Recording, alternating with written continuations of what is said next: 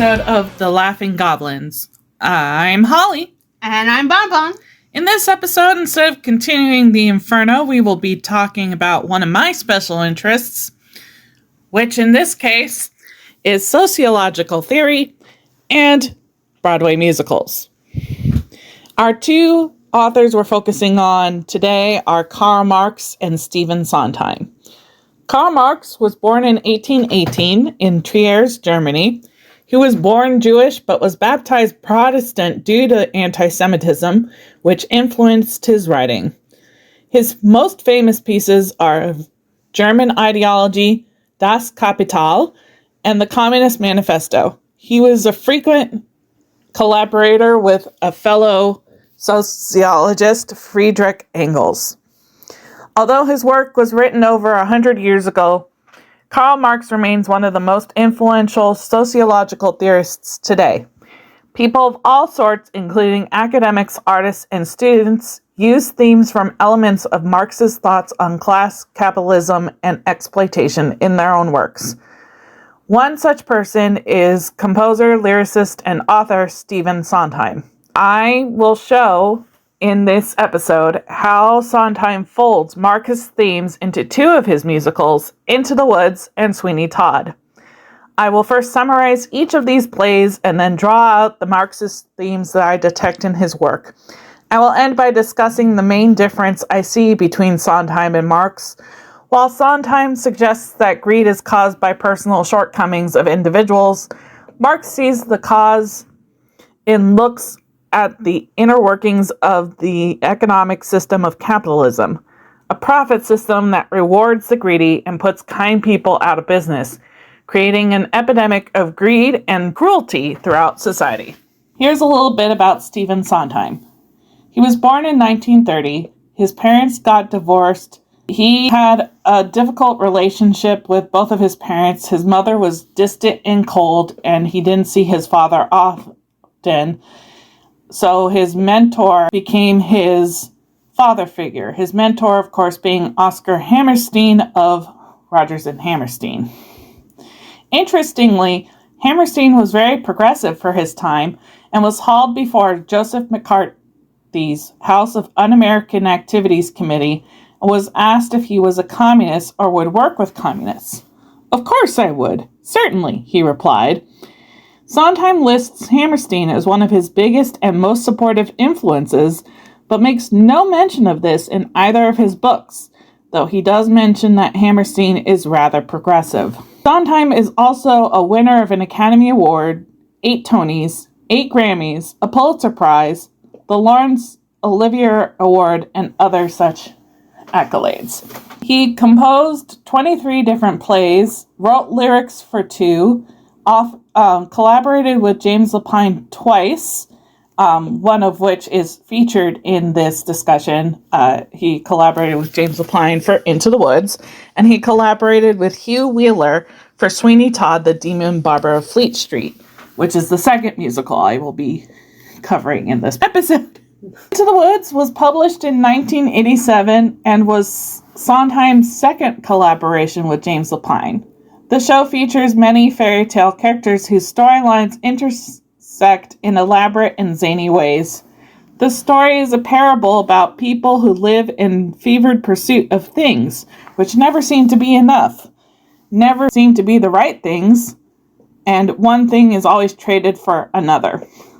Sondheim reveals how this greeding wanting destroys relationships between people. For example, the baker and his wife want to have a child. In order to have a child, they need to break a curse that their next-door neighbor, the witch, laid on their family. The witch explains that she put a curse on the family because even though the parents of the baker had exchanged his sister Rapunzel for the greens they'd stolen, his father also stole her magic beans, which placed a curse on her when he took them. And in order to lift the curse on the house, she needs the baker to do something for her. To quote the witch, "You wish to have the curse reversed, I'll need a certain potion first. Go to the wood and bring me back 1. The cow as white as milk. 2. The cape as red as blood. 3, the hair is yellow as corn. 4, the slippers pure as gold. Bring me these before the chime of midnight in 3 days' time, and you shall have, I guarantee, a child as perfect as child can be. So the baker heads into the woods, followed by his wife. He reluctantly trades 5 of the 6 magic beans he finds in his coat pocket for Jack's cow, Milky White. Later in the show, Jack's mother throws the beans away, causing a beanstalk to grow. Jack, of course, goes up the beanstalk and discovers a magical kingdom full of giants. He steals some gold, which he plans to use to buy Milky White back, not knowing that she's dead and that the baker has replaced her with a not-so-Milky White. Meanwhile, Cinderella wants to go to the ball, and she has been gifted the means of doing so by her mother's tree, a dress and gold slippers. In the course of 2 nights, as Cinderella flees her prince and tries to get back home before her stepfamily, the baker's wife attempts to get one of Cinderella's shoes, eventually trading it for the remaining magic bean. Little Red Riding Hood simply wants to go to her grandmother's house and is waylaid by the wolf, who plots to eat her and her grandmother. While Little Red Riding Hood is lost, she runs into the baker, who tries to take her cloak, only to give it back almost immediately when she starts to scream. After being eaten alive by the wolf and then rescued by the baker, she willingly gives him the cloak, having realized that the cloak isn't the protection her mother said it was going to be. For the last item, the baker's wife assumes that the hair as yellow as corn is Rapunzel's hair, so she takes some. They give the items a newly resurrected Milky White, the cape, Rapunzel's hair, and Cinderella's slipper to the witch. However, they discover that Rapunzel's hair won't work because the ingredients cannot be something the witch has touched. With help from the mysterious man who has been weaving in and out of various stories, they strip some hair off an ear of corn, and it works. The curse on the witch is lifted, and the baker and his wife have their child. Cinderella and Rapunzel marry their respective princes. Little Red Riding Hood's grandma starts teaching her self-defense, and Jack and his mother are no longer poor. Everyone seems like that they've gotten what they've wanted, but in the end of the song Ever After, which is also the end of Act 1, the narrator reveals that the show has not concluded and will be continued. How this ties to Marxism. The health of those societies in which capitalist mode of production prevails presents itself as an immense accumulation of commodities, its unit being a single commodity. In Into the Woods, everyone wants something and is seen by others as an instrument for getting a commodity. Nothing is valued for itself, for its use value, but everything is valued for what it can be traded for, including status. The 2 princes, for example, treat Cinderella and Rapunzel as commodities to be obtained. The harder to catch, the better to have. And then in the second act, after they've married their respective princesses, they move on to the next unobtainable women. The harder to wake, the better to have. In Act 2, after everyone seems to have gotten what they wanted, things start falling apart. Another giant comes down from the sky somehow and starts going on a rampage, killing people in the process, including Little Red's mother. The main characters return to the woods to try and deal with the giant. This is actually the female giant, the giantess, and she reveals that she came down from her kingdom looking for Jack, who killed her husband in Act 1. So the other characters go to look for Jack, and some of them, including Rapunzel, the baker's wife, and Jack's mother, die along the way. Once they find Jack, they all start trying to place blame on each other for unleashing the giant. Now, I'm going to read this next segment at a slower pace than the song actually dictates, because it's a very fast song, and I want to be understandable. So the baker said to Jack, "It's because of you that there's a giant in our midst, and my wife is dead."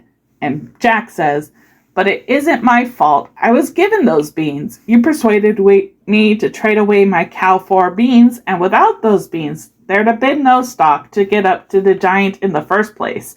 And the baker rebukes him with, "Wait a minute, magic beans for a cow so old that you had to tell a lie to sell it, which you told. Were they worthless beans? Were they oversold? Oh, and tell us who persuaded you to steal that gold." And then they go back and forth about talking about how it's Jack's fault. And then he says, "But I only stole the gold to get my cow back from you, the baker." So it's back to being the baker's fault. But then the baker says, "No, I'd have kept those beans, but our cow house was cursed. She made us get the cow to get the curse reversed." And he points at the witch. And the witch says, "It's your father's fault that the curse was placed and the place got cursed in the first place." And they go back and forth again about whose fault it is. And they eventually establish that it's Jack's father's fault. And then Jack says, "Though I chopped down the beanstalk, right, that's clear, but without any beanstalk, then what's queer is how did the second giant get down here in the second place? Well, who had the other bean?" And they all ask each other who has the other bean. Right. And Jack goes to the baker, "You pocketed the other bean." And the baker says, "I didn't." "Yes, I did." And it goes back to being his fault. But he goes, "No, it isn't, because I gave it to my wife." And they're like, "So it's her fault." And he goes, "No, it isn't. Wait a minute. She exchanged that bean to obtain your shoe." And he points at Cinderella. "So the only one that knows what happened to the bean is you." And Cinderella says, "You mean that old bean that your wife, oh dear, but I never knew, and so I threw it. Don't look here." And they're all blaming her.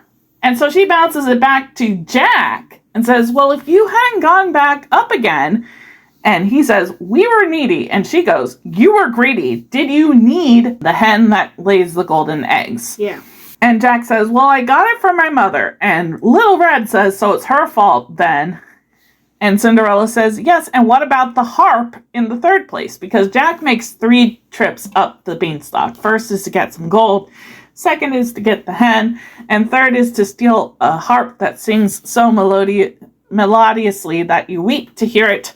And eventually it's established that Little Red dared him to go get this harp. And they go back and forth, whose fault is it? And eventually all decide that the witch is ultimately at fault for everything bad that has happened. So she tells them, "You told a little lie. You stole a little gold. You broke a little vow. You had to get your prince. You had to get your cow. You had to get your wish. It didn't matter how. Anyways, it doesn't matter now." So eventually she is basically saying, it's all of your guys' fault for wanting these things and doing whatever you deemed was necessary to obtain them. That in itself is a culture of commodification. You've created this incessant need for items, and you'll do anything. You'll defraud a starving boy and his mother.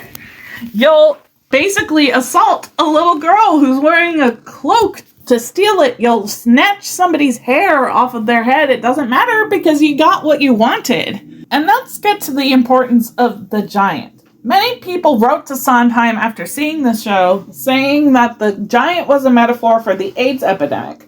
According to Sondheim, however, the giant is not a natural phenomenon, but a force roused by vengeance by greed, prevarication, and irresponsibility. That's a direct quote from his book, Look, I Made a Hat. I think that the giant might well represent commodity fetishism under capitalism. All of the previous items so feverishly sought in the play are not wanted for their inherent use value, but to simply trade for something else. Sondheim's plot gives us a frenzy of trading A for B and B for C, similar to how commodities are exchanged in a capitalist market society, where everything and everybody is simply seen as instruments for capital accumulation. Especially if we take into consideration which believes the giant in their myths, because everyone had to have something. So that's my argument for what Marxist themes you can see in Into the Woods. Yeah. Now, on to Sweeney Todd. Wonderful. Do you want to give us a little of your background on Sweeney Todd? My background. Or do you want me to just keep going with my special interest here? This is your special interest episode. I know a few things about Sweeney Todd, such as the story that we know from the musical came from the Penny Dreadfuls, like one of the first issues of Penny Dreadfuls. Then it became a non-musical play, and then suddenly it got into a musical realm. And I know the beats of some of the songs follow the famous Deaf song. Yes, the Dies Irae. Yeah. Shoot, I had to sing this. What was his name? It wasn't Virgil. That's from Dante's Inferno. Verdi. Verdi's Requiem. You mixed up Virgil for Verdi. Sorry, I'm tired. Alright, on to Sweeney Todd. Sweeney Todd, the Demon Barber of Fleet Street, was adapted in 1979 by Sondheim and Hugh Wheeler from a play by Christopher Bond. The play is set in London in 1846, a time of major inequality and class conflict. Interestingly, Karl Marx was expelled from France in 1849 and moved to London for the remainder of his life.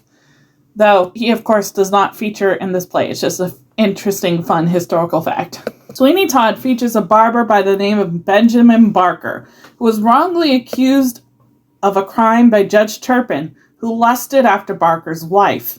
Driven mad by the injustice and the following 15 years of incarceration, this prison Barker is on sinks. He is saved from drowning by Anthony, a sailor on the Bountiful. Barker changes his name to Sweeney Todd and returns to London on Anthony's ship. He goes to his former lodging and meets his former landlady, Mrs. Lovett, who tells him of his wife's fate. After she was brutally raped by the judge and his friends, including the Beadle, a policeman, she poisoned herself. Incorrectly assuming his wife is dead and his child lost to him forever, Sweeney vows to kill the judge when he least suspects it.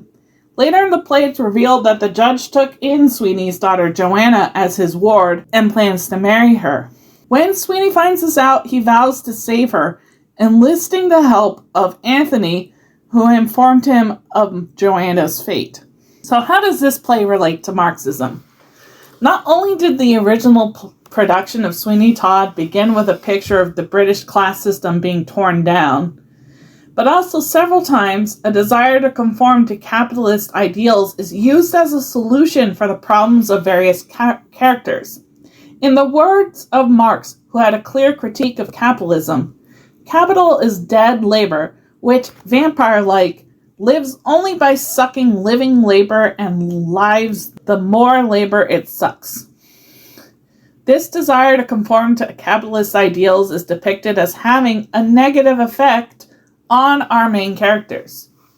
When we first meet Mrs. Lovett, for example, she's lamenting her inability to make good pies, both due to the price of meat and the fact that she is unable to catch local cats and make them into pies like one of her competitors does.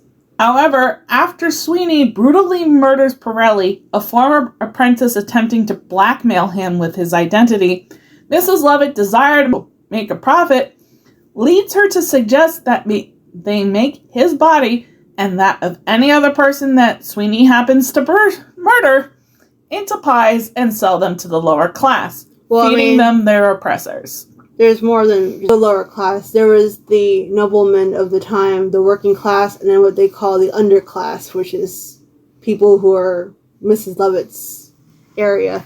Yes. But by suggesting that they take this dead body and make it into something to sell, she's changing the use value of human beings. She's basically saying this is produce now. It's produce, and also, I hate to say this, but some cannibals have reported human flesh tasting similar to pork. So, as Marx says, every useful thing, as iron, paper, etc., may be looked at from 2 points of view of quality and quantity. It is assemblage of many properties and may therefore be of use in various ways.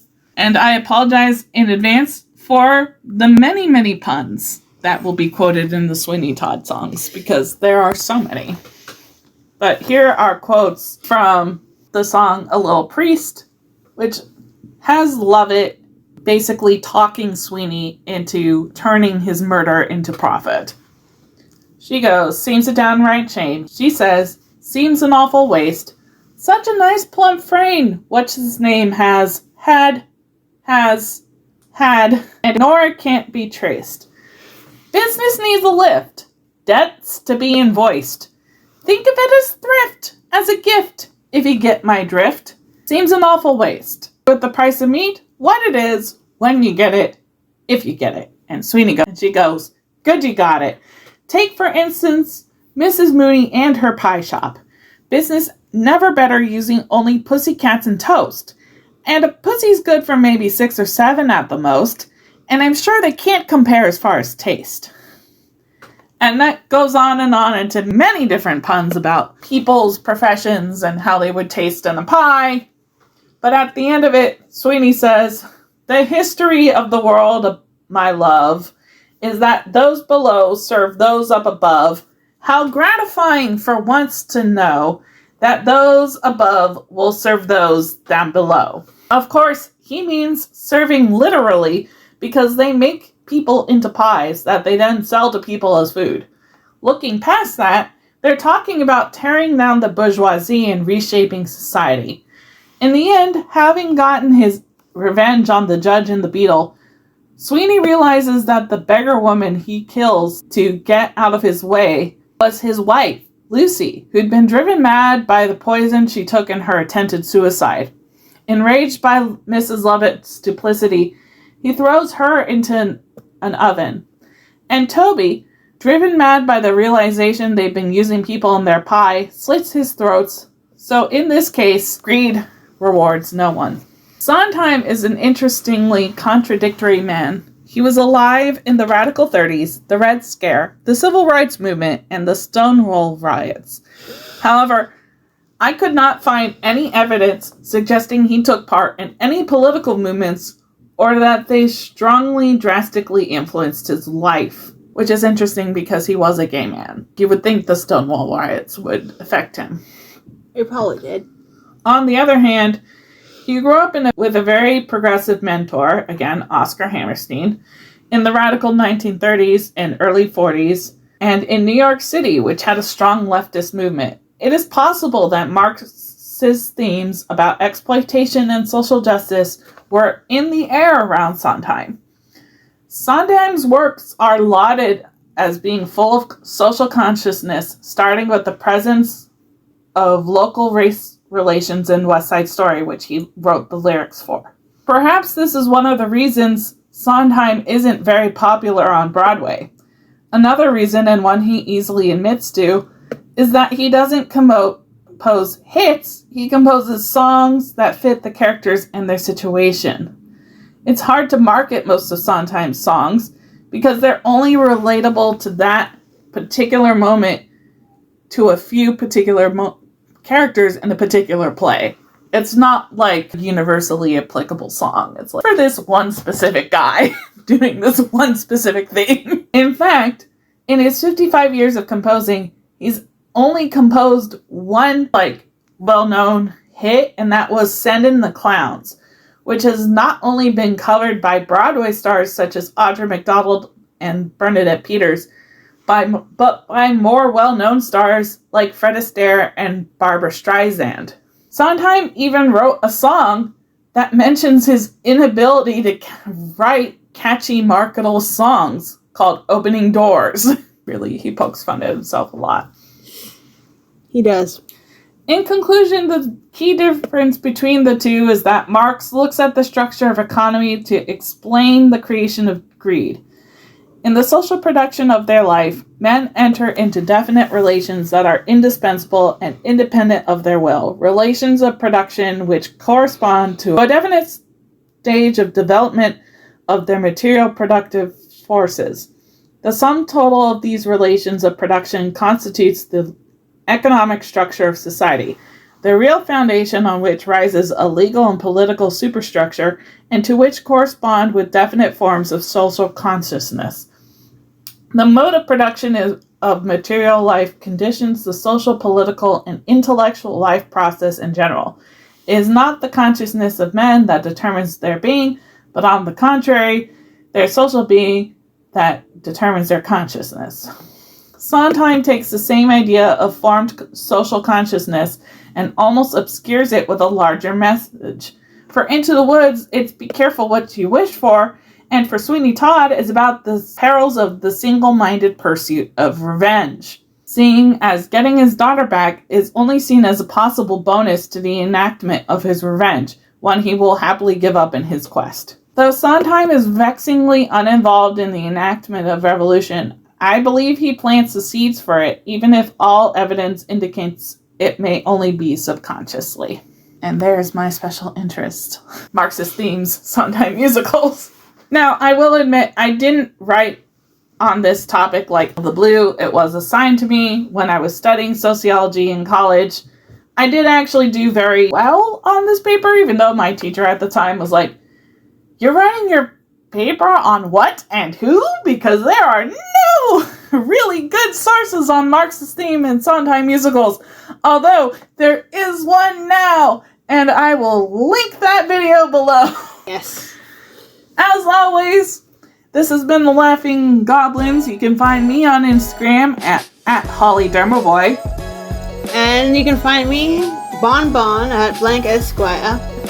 We shall continue our foray into the Inferno next time. We've decided that we will break the Inferno into this first quarter break. It was me doing a special interest. Next quarter break, it will be Bon doing a quarter interest. And our Patreon should be fully functional and up and running. We have tiers now, so please join our tiers so you can help vote for what our next focus should be.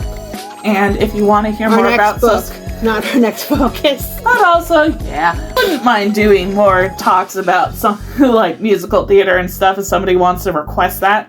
Sure. Not that anyone will ever request it. You know. It could happen. So, do you have any questions about what I went over today? No? Not really. I didn't think you would. I mean, pretty clear cut how the class system reflects in Sweeney Todd. Yeah. In the Woods is and also admittedly how a bit of a applies there. Into the Woods was a bit of a stretch, but I guess I had to write about something. I made it work, okay? Do trade things for other... I don't know. Yeah, it's commerce, and Marx does talk about commerce. Alright. And as always, you can also find us at our Patreon /LaughingGoblins. We'll see you next time. Hugs and kisses. Bye. Bye.